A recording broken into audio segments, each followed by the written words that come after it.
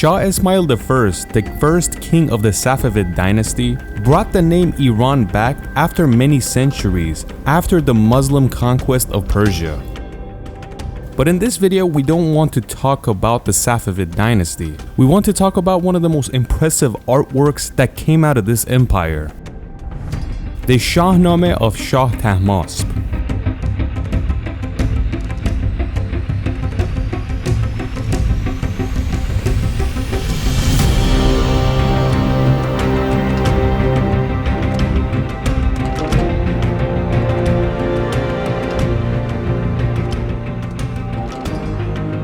It has been written in history that Shah Ismail I's favorite book was the Shahnameh, and he loved this book so much that when he became the king of Iran, he ordered the finest and the most artistic book based on the Shahnameh to be made.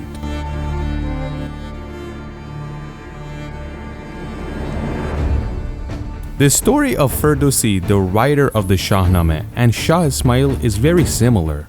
Ferdowsi brought back the Persian language and gave it foundation, and Shah Ismail brought the name Iran back after many centuries. But let's dive into the Shahnameh and see what it's about.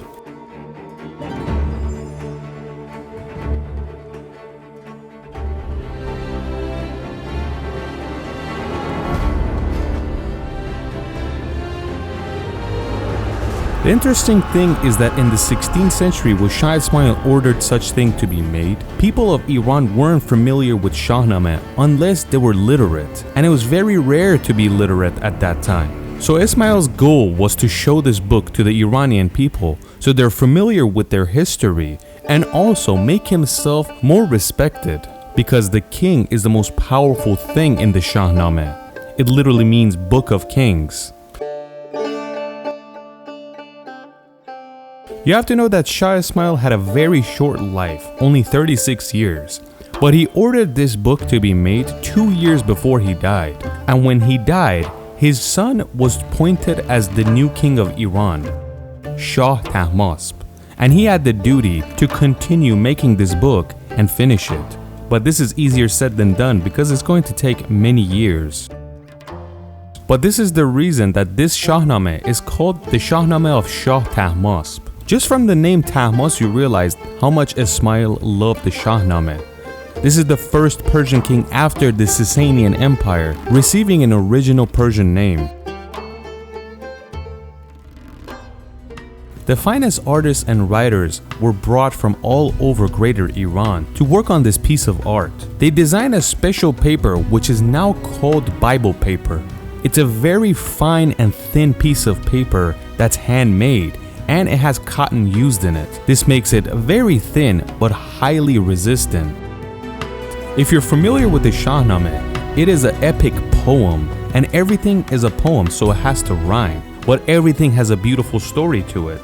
So the plan was to write these poems and draw out exactly what is happening on the page.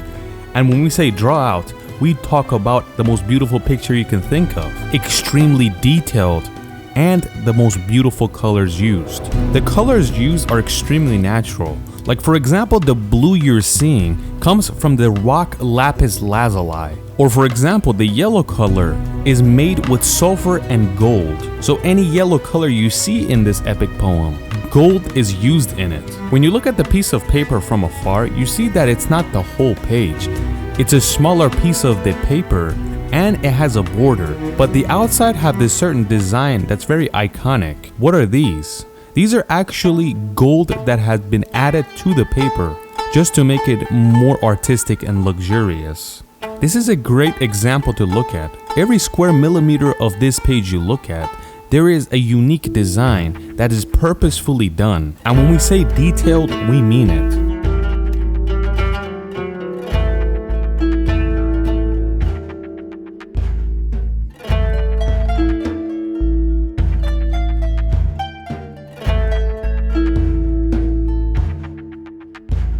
This is why it's suggested when you look at these pages to get a magnifying glass, because everywhere you look, you can see small faces or clues that give context to the story that's actually written at the top or bottom. And sometimes the story is so amazing that the drawing goes outside the border just to make it look more unique.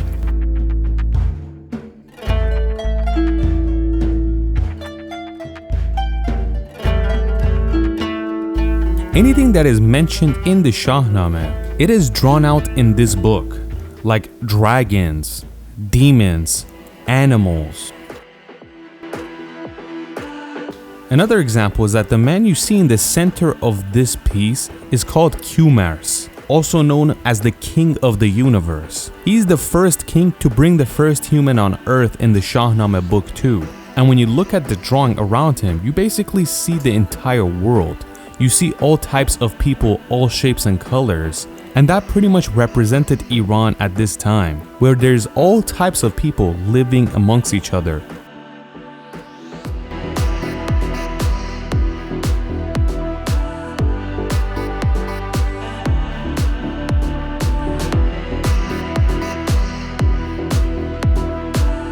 On each piece of paper, tens of people would work on it. So it wasn't one person doing the entire design and finishing it. And that's why it's extremely diverse when you look at each individual page, and they have nothing to do with each other. That's what makes this book extremely special. And another amazing fact is that the artists that did work on these pieces of paper came from all parts of Iran. So it wasn't one part of Iran that was very specific. That's why you see all types of tastes, colors, drawings used. But there are hundreds of different artists that worked on it, and that's in a span of about 20 years. That's why they say on this specific book, 2 generations of artists worked on it.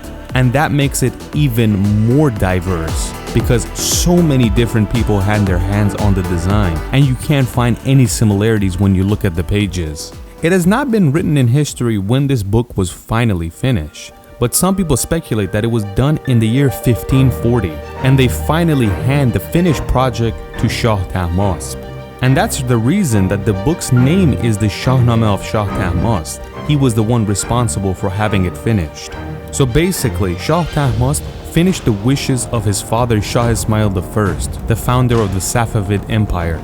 This book stays in the Persian Empire for about 35 years. And then we fast forward to when Selim II becomes the Sultan of the Ottoman Empire. And at this time, the Ottoman Empire and the Safavid dynasty are having good relations. They give gifts to one another, especially after Selim II's brother flees to Iran for asylum. Shah Tahmasp returns him back. And to say thank you, Selim II sends him 400,000 golden coins. And this has been written in history.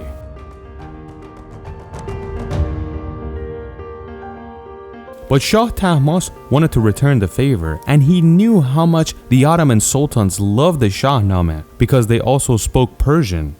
So he decides to give one of the greatest books to him, the Shahnameh of Shah Tahmasp. When they received this gift, they couldn't believe that such gift was sent to them. And that's how amazing it was when it was finished. The Ottoman Empire take this extremely fine piece of art to their Topkapi Palace, where the Ottoman sultans used to live at. And every time they had guests over, one of the pieces of history or artwork they had to show the guest, this Shahnameh was one of them. But it wasn't open to the public, like the people could go and see it. Until the beginning of the 20th century, this book stays in this palace safe and sound. But after the Ottoman Empire starts to collapse after World War I, we're not really sure what happens in this book, because all of a sudden, the Shahnameh shows up in France. And guess who has it in their possession? Edmond James de Rothschild. Yes, one of the members of the Rothschilds family. And we're not really sure how he got his hands on it, but he did.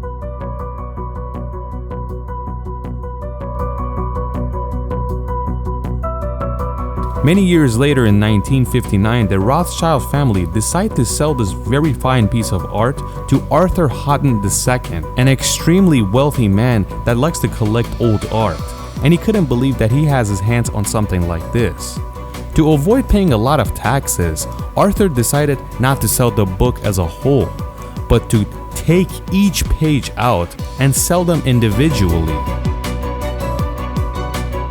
After a while, he decides to really dodge the taxes because he took 78 of the pages and donated it to the Metropolitan Museum of Art in New York, which they remain there to this day and you can go see it. But either way, he had many of these pages in his possession and he started selling them here and there. Once again, many years later, in 1994, Arthur Hutton's son, meaning Arthur Hutton III, decides to make a deal with Iran. He decides to make a deal with one of the art museums in Tehran that had a lot of Western artwork. And after going back and forth, they made a deal to give 119 pages of this Shahnameh for many Western art. And these were extremely valuable as well. It's not like they were valueless. But finally, a good portion of this Shahnameh returned to its place of origin. But still, a lot of the pieces are scattered throughout the world.